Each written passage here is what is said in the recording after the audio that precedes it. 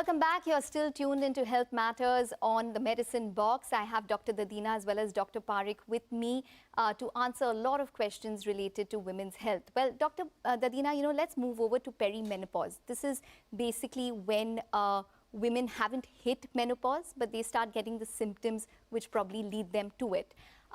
Give us a sense in terms of what the symptoms are and when should one see a doctor? So generally, this is a very variable time. It can start for some girls by 35, 38. It can start for some women 42, 45. So it varies from person to person. And perimenopause, which means around the time of menopause or before menopause actually starts. And a lot of symptoms are including mental symptoms, physical symptoms. So some of the women go through a feeling of diffidence, irritability, mood swings. A lot of women go through menstrual disturbances, and you need to counsel them that, look, this is a transition process. Just as when you started menstruating, changes happened, now the other changes are happening because gradually the ovarian function is shutting down. Ovaries are the only organ in the body that shut down while we're still alive. So as the hormonal changes between estrogen and progesterone happen, certain imbalances called vasomotor instability, these things which do affect day-to-day life. It also has a systemic role on the cardiac system, on the bone density, on the digestive system. So it's very important to counsel the women that these changes are occurring and how to handle them. Okay. And when you actually reach menopause, whose definition is by not having a period for a period of 1 year. After your period has ceased for 1 year, then you are in menopause. And then some of these symptoms can really magnify. Genitourinary symptoms like severe dryness of the vagina, sexual intercourse becomes very difficult, and a lot of women go through a lot of mental anguish.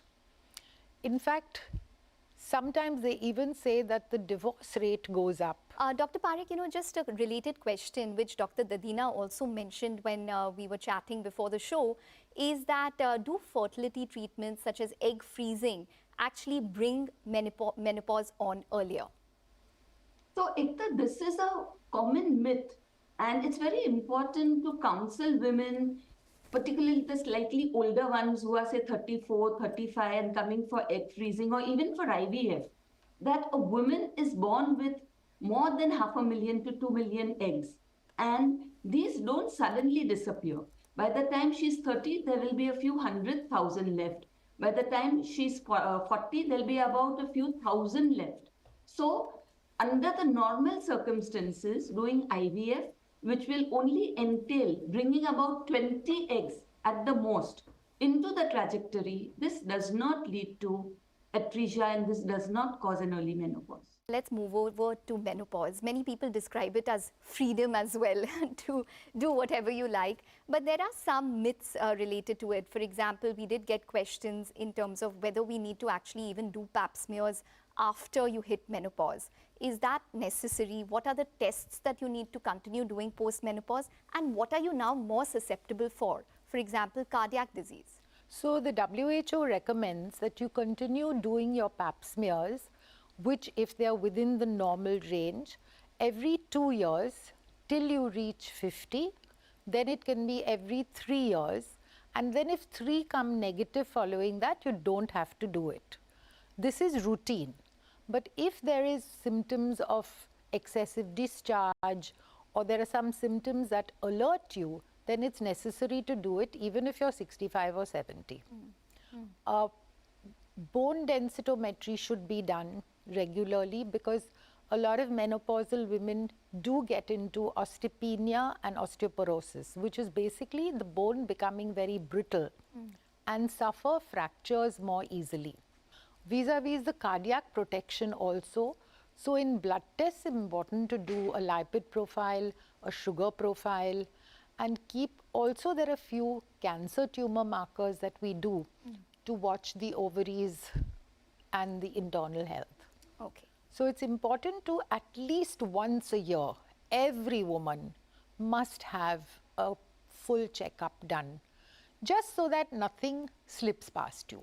Okay. Dr. Parikh, supplements, what would you recommend would be supplements that women need to probably take, and how much of it? So, Ekta, I'm not a firm believer of supplements. If one eats a nutritious meal, a well balanced diet, there is really no need for supplements. If you are supplementing the vitamin D3 naturally in your body by being out, taking in the sunshine, exposing yourself to the sun, if you are eating a healthy diet, even if you're a vegetarian, if you're consuming the amounts of folic acid, B12, calcium, which comes from all the natural substances, absolutely no need for supplements. There is one supplement, however, which I will say that should be taken, particularly for women in the older age group, and that is an omega 3. Because omega 3 has many, many health benefits. It looks at the cholesterol, bringing down the cholesterol. It energizes the cells and it improves the longevity. So if you were told that there is one supplement you need to take, if you are having a good balanced diet, I would suggest an omega 3. This is very vital for a woman's well being. Of course, if a woman is deficient in D3, B12, folic acid, even if she's deficient in her thyroid hormones, then supplements are essential. If somebody is anemic, it is important to find out the reason for anemia rather than giving her an iron tablet. Surprisingly, statistics show that women have depression and anxiety 2x more than men. What can you leave us with in terms of thoughts when it comes to mental health for women across age groups? I would say that most women have this thing of bearing it. This is my lot, this is what's happening.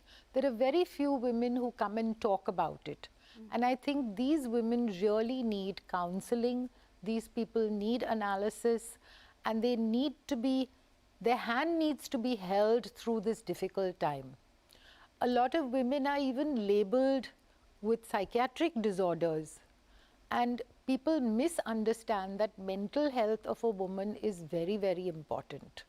So I feel that if a woman has a problem, speaking about it and asking for help is what is most important. Okay, and Dr. Parikh?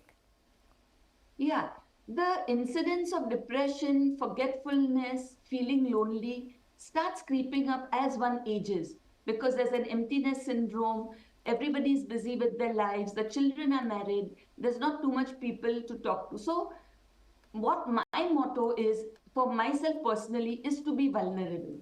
Be vulnerable and experience certain emotions where you can reach out to your friends, to your immediate family, and don't feel shy. Don't be afraid of expressing your anxiety or your fears, because that is the way one can conquer depression rather than just going to a doctor. Use your friends, use your family, and of course, the doctor will guide you through this difficult time. Okay, all right, Dr. Parikh as well as Dr. Dadina, it's been a pleasure.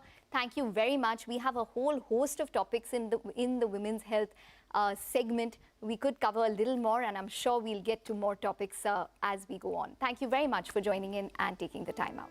Thank you for having us.